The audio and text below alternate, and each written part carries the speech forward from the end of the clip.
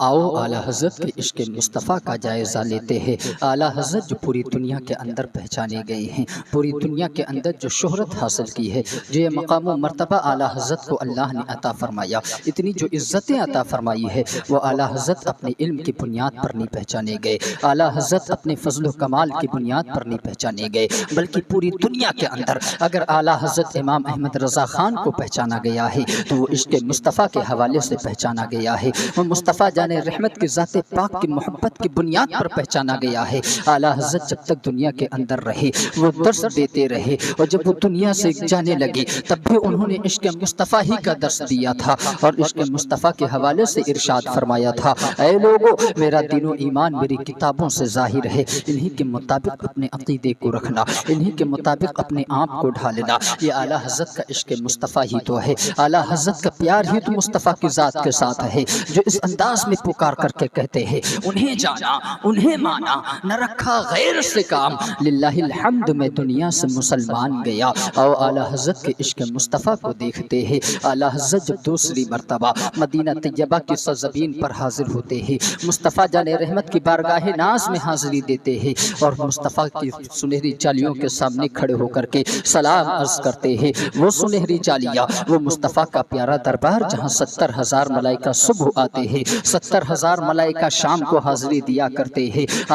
جہاں پر عرش والے بھی سلام پڑھا کرتے ہیں، فرش والے بھی کھڑے ہو کر کے سلام پڑھتے ہیں۔ اعلیٰ حضرت اسے سنہری چالی کے سامنے کھڑے ہو کر کے اپنے آقا کی بارگاہ میں سلام عرض کرتے ہیں۔ کعبے کے بدر و دجا تم پہ کروڑوں درود، طیبہ کے شمس و ضحیٰ تم پہ کروڑوں درود، شافع روزی جزا تم پہ کروڑوں درود، دافع جملہ بلا تم پہ کروڑوں درود، آنکھ عطا کیجئے اس میں ضیا دیجئے، جلوہ قریب آ گیا تم پہ کروڑوں درود۔ اعلیٰ حضرت نے جیسے ہی سلام عرض کیا ہے، یہ عاشق صادق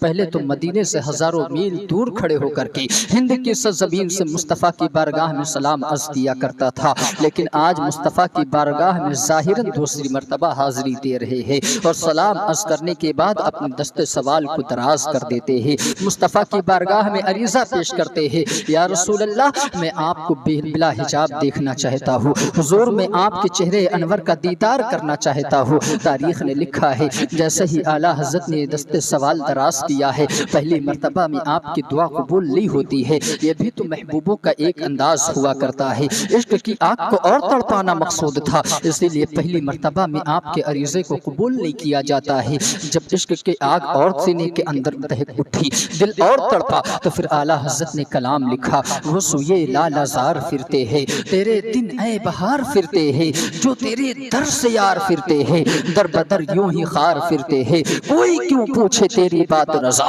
تجھ سے کتے ہزار پھرتے ہیں۔ مصطفیٰ کی بارگاہ میں کھڑے ہو کر کے بریلی کے تاجدار نے اس کلام کو پڑھا ہے، اور جیسے ہی یہ شعر کہا ہے، کوئی کیوں پوچھے تیری بات رضا، تجھ سے کتے ہزار پھرتے ہیں، اعلیٰ حضرت عاجزی کرتے جا رہے ہیں، امام اہل سنت انکساری فرماتے جا رہے ہیں، اور بارگاہ مصطفیٰ میں پھر سے دست سوال کو دراز کرتے ہیں، یا رسول اللہ میں آپ کا دیدار کرنا چاہتا ہوں، حضور میں آپ کے چہرے انور کو دیکھنا چاہتا ہوں۔ مصطفیٰ جان رحمت کی بارگاہ میں سوال ہے، کس بارگاہ عالی میں سوال ہے؟ یہ وہ بارگاہ مقدسہ ہے جہاں اپنے تو اپنے ہیں، غیروں کے بھی سوال کو ٹالا نہیں جاتا ہے، جہاں غیروں کو بھی رد نہیں کیا جاتا ہے۔ تبھی تو کسی شاعر نے کہا تھا، یہ دربار محمد ہے، یہاں اپنوں کا کیا کہنا، یہاں سے ہاتھ خالی غیر بھی جایا نہیں کرتے، یہاں سے ہاتھ خالی غیر بھی جایا نہیں کرتے۔ اب کیسے اتنے سچے عاشق کے سوال کو ٹالا جا سکتا تھا؟ مصطفیٰ جان رحمت نے کرم فرمایا ہے،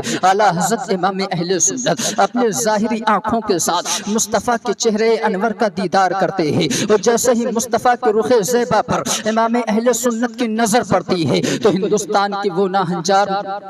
مولویات آ جاتے ہیں جو اپنی کتابوں کے اندر لکھتے ہیں کہ معاذ اللہ رب العالمین مصطفیٰ مر کر کے مٹی میں مل گئے ہیں، جو اپنی کتابوں کے اندر تحریر کرتے ہیں کہ نبی مر کر کے مٹی میں مل گئے ہیں، ان کے عقیدے کو امام اہل سنت یاد کرتے ہیں، اور جیسے ہی مصطفیٰ کے رخ والضحیٰ پر نظر پڑتی ہے بے ساختہ پکار اٹھتے ہیں، تو زندہ ہے واللہ، تو زندہ ہے واللہ میری چشم عالم سے چھپ جانے والے، اور فرماتے ہیں